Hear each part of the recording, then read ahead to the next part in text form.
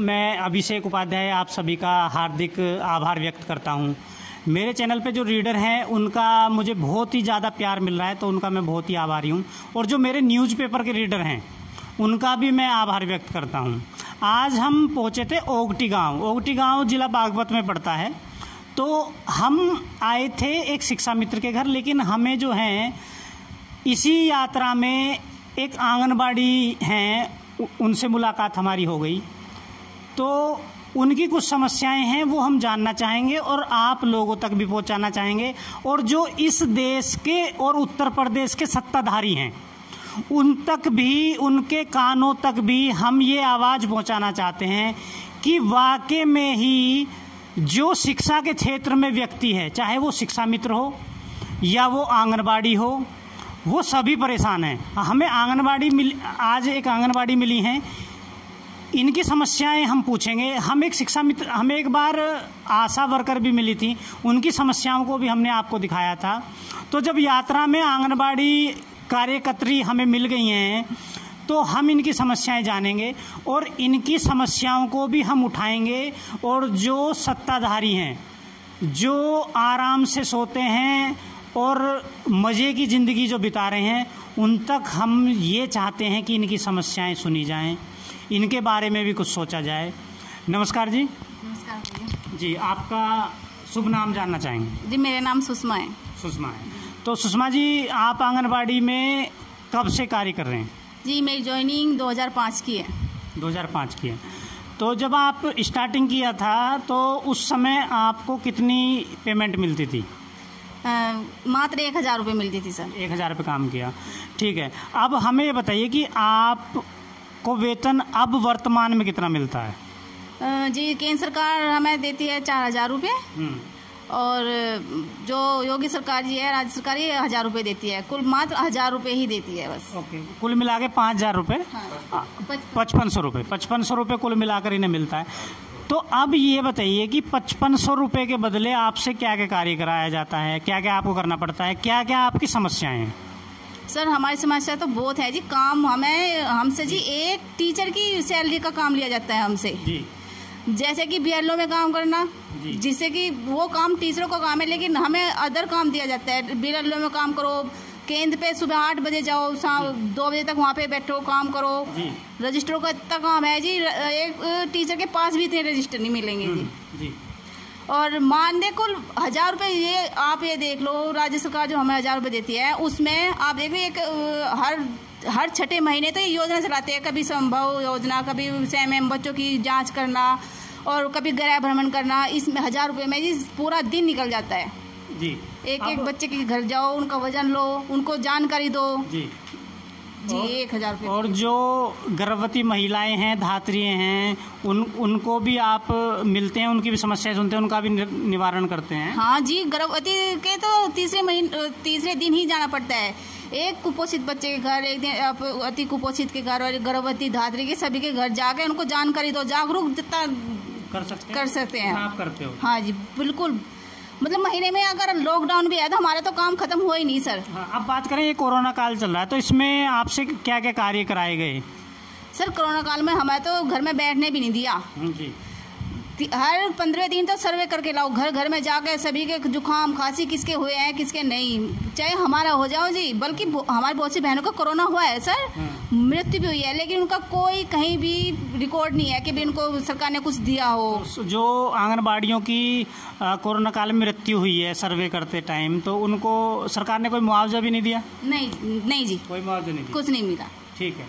अच्छा, आप जब कोरोना काल में घर घर जा रहे थे तो आपको कुछ सेफ्टी के लिए कुछ चीज़ें मुहैया कराई गई या नहीं कराई गई?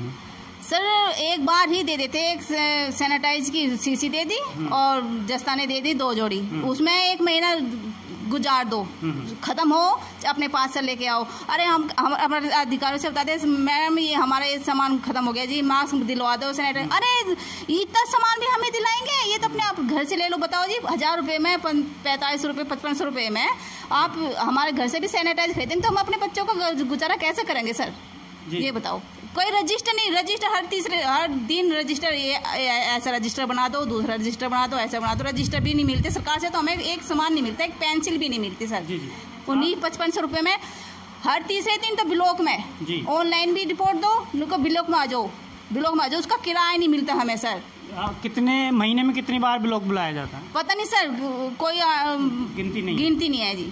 ठीक है, बात करें एक बार आपके जो आंगनबाड़ी के जो जितने भी लोग एम्प्लॉई हैं, कार्यकर्त्री बोलते हैं, क्या बोलते हैं, तो उन्होंने एक बार आवाज़ उठाई थी और धरने भी दिए थे, तो फिर उस समय क्या मांग थी वो, और वो क्या कारण था फिर वो धरना बंद हो गया? कारण तो सर यही था, सरकार ने लेडीजों की आवाज़ दबा दी जी, ये आगे तक नहीं पहुंच पाई। ठीक है। और मांग ये थी सर, हमें 15,000 रुपये थे, सरकारी वेतन पे ही रखे, और जो 60 साल के बाद रिटायरमेंट किया उसकी पेंशन बंदे जी। और कोई समस्या जो बताना चाहेंगे? सर समस्या तो बहुत है जी। जैसे अब राशन बट रहा है, सूखा राशन देती है सरकार, उसमें समूह भी इन्वॉल्व कर दिया जी, राशन डीलर भी इन्वॉल्व कर दिया, लेकिन शिकायत जो करते हैं गाँव वाले सीधा आंगनबाड़ी पे ही करते हैं सर। ओके, मतलब जिम्मेदारी अगर कोई भी गड़बड़ होगी तो जिम्मेदारी आंगनबाड़ी की, चाहे कोई और करता है इसमें, चाहे कोई भी इन्वॉल्व हो, लेकिन शिकायत आंगनबाड़ी ही, हर जगह आंगनबाड़ी ने ये कर दिया, आंगनबाड़ी वो कर दिया, लेकिन उनकी समस्या कोई नहीं देख रहा। तो एक बार आप अपना नाम और बता दें। जी, मेरा नाम सुषमा है और मेरा आंगनबाड़ी के मुकुंदपुर ओगटी है जो जिला बागपत में है जी। तो नाम क्या बताएं? सुषमा जी। तो ये सुषमा जी हमारे साथ थी। अब सुषमा जी की बात को सुन के हमें ये लगा कि ये जो हम दिल्ली के गेस्ट टीचर और उत्तर प्रदेश के शिक्षा मित्रों की लड़ाई लड़ रहे हैं, अब इसमें हम जो उत्तर प्रदेश की आंगनबाड़ी हैं और आशा कार्यकर्ता हैं, अब हम उनकी लड़ाई भी लड़ेंगे। मौलिक भारत उनकी लड़ाई भी लड़ेगा, और आंगनबाड़ी हो या शिक्षा मित्र हो, सबको उनका अधिकार दिला के रहेगा।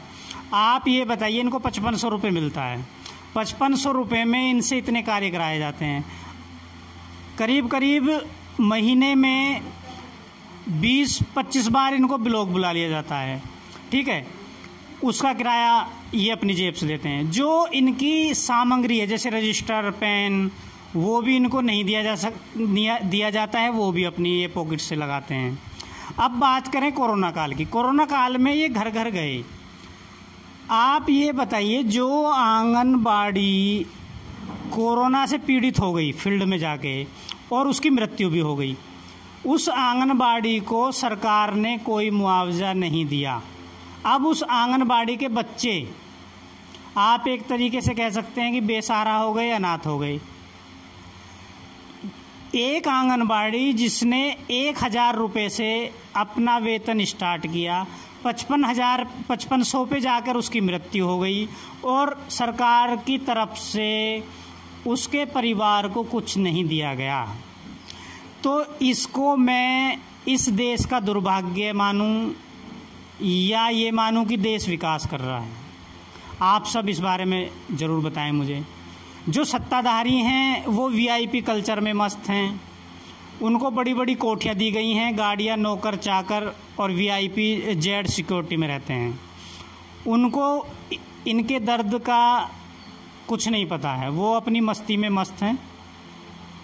ऐसे ही हम शिक्षा मित्रों की बात करें, शिक्षा मित्र फांसी खा लेते हैं, मर जाते हैं, उनको कोई मुआवजा नहीं दिया गया, और मुझे लग रहा है कि ये सरकार आगे देगी भी नहीं। लेकिन कम से कम इनकी पीड़ा को समझे सरकार।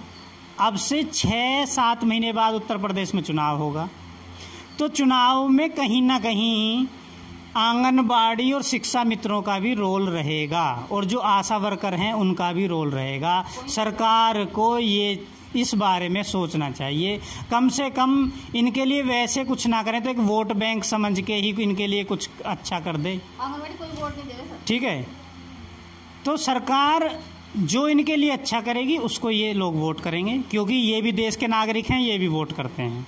तो सरकारों को ये चीज़ समझनी चाहिए और इनके दुख को समझना चाहिए, इनकी पीड़ा को समझना चाहिए।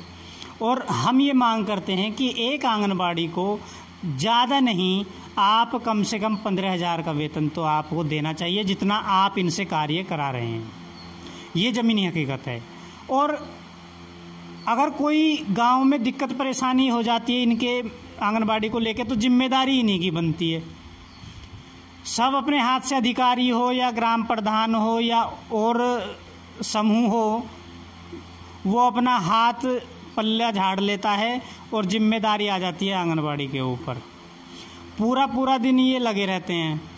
तो मैं ये चाहता हूँ कि इनके लिए सरकार कुछ करे और इनकी पीड़ा को समझे। मैं अभिषेक उपाध्याय आप सभी का धन्यवाद करता हूँ। नमस्कार।